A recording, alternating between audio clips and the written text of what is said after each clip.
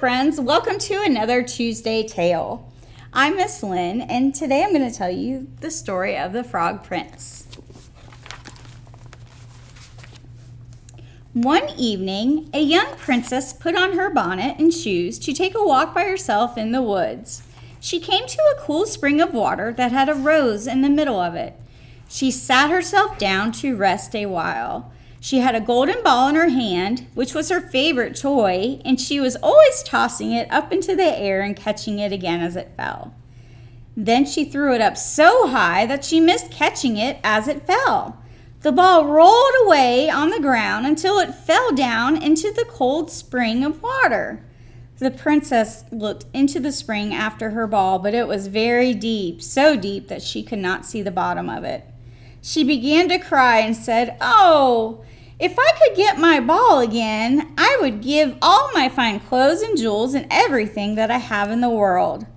While she was crying, a frog put its head out of the water and said, "Princess, why do you weep?" "Oh," she said, "what can you do for me, you slimy, nasty frog?" "My golden ball has fallen into the spring of water." The frog said, "I do not want your pearls and jewels and fine clothes. However, if you will love me and let me live with you and eat off your golden plate and sleep in your bed, I will bring you your ball again." "That's nonsense," thought the princess. "This silly frog is talking. He can never even get out of the spring to visit me, though he may be able to get my ball for me, and therefore I will tell him what he asks." So she said to the frog, "Well, if you bring me my ball, I will do what you ask." Then the frog put his head down and dived deep under the water, and after a little while he came up again with the ball and threw it on the edge of the spring.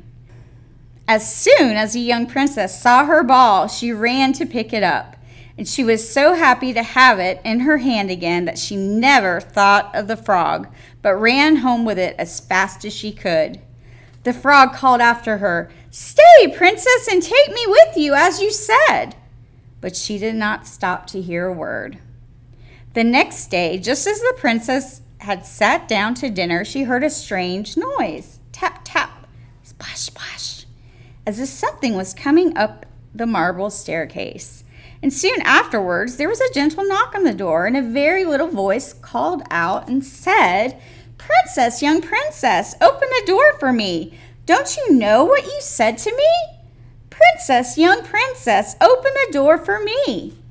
Then the princess ran to the door and opened it, and there she saw the frog that she had forgotten about.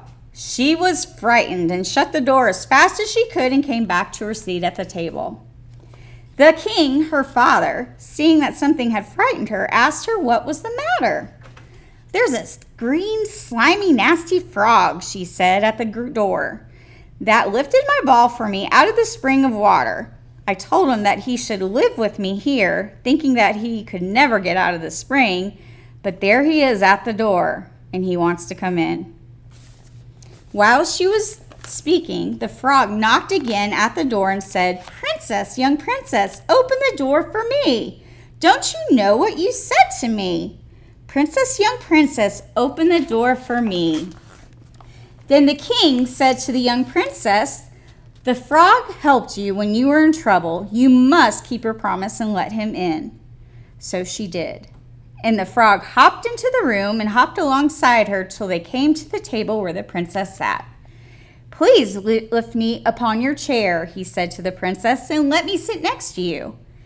As soon as she had done this, the frog said, "Put your plate closer to me so I may eat out of it."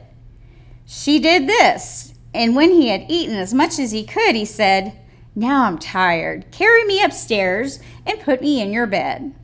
And the princess, though very unwillingly, took him up in her hand and put him on the pillow of her own bed, where he slept all night long.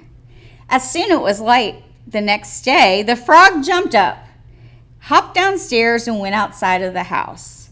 "Now then," thought the princess, "at last he is gone. I shall have no more trouble with him." But she was mistaken, for when night came, again she heard that same tapping at the door. And the frog came once more and said, "Princess, young princess, open the door for me. Don't you know what you said to me? Princess, young princess, open the door for me." So the princess opened the door, and the frog came in and slept on her pillow as before till the morning broke. And the third night he did the same.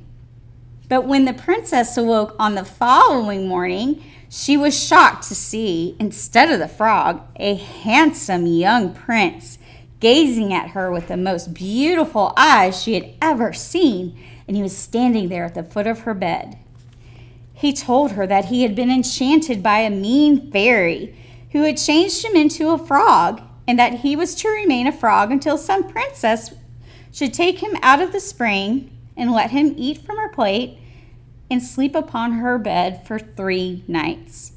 The prince said, "You have broken his cruel charm, and now I have nothing to wish but that you should go with me into my father's kingdom, where I will marry you and love you as long as you live."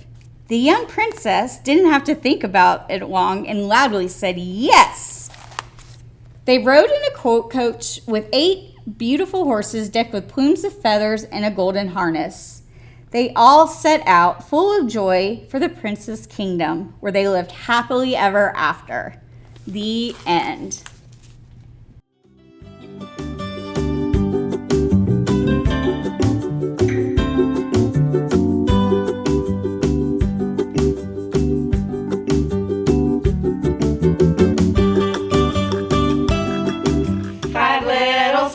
Frogs sat on a speckled log, eating the most delicious bugs. Yum, yum. One jumped into the pool, where it was nice and cool. Now there are 4 green speckled frogs. Ribbit, ribbit. 4 little speckled frogs sat on a speckled log, eating the most delicious bugs. Yum, yum. One jumped into the pool, where it was nice and cool. Now there are 3 green speckled frogs. Ribbit, ribbit. 3 little speckled frogs sat on a speckled log, eating the most delicious bugs. Yum, yum. One jumped into the pool, where it was nice and cool. Now there are 2 green speckled frogs. Ribbit, ribbit. 2 little speckled frogs sat on a speckled log, eating the most delicious bugs. Yum, yum. One jumped into the pool, where it was nice and cool. Now there is 1 green speckled frog. Ribbit, ribbit.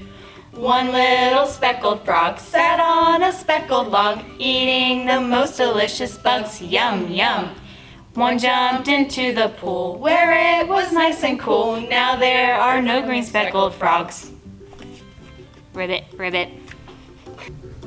Thank you, friends, for joining us for another Tuesday Tales. Please follow us on Facebook and subscribe to our YouTube channel. We'll see you next time. Bye now.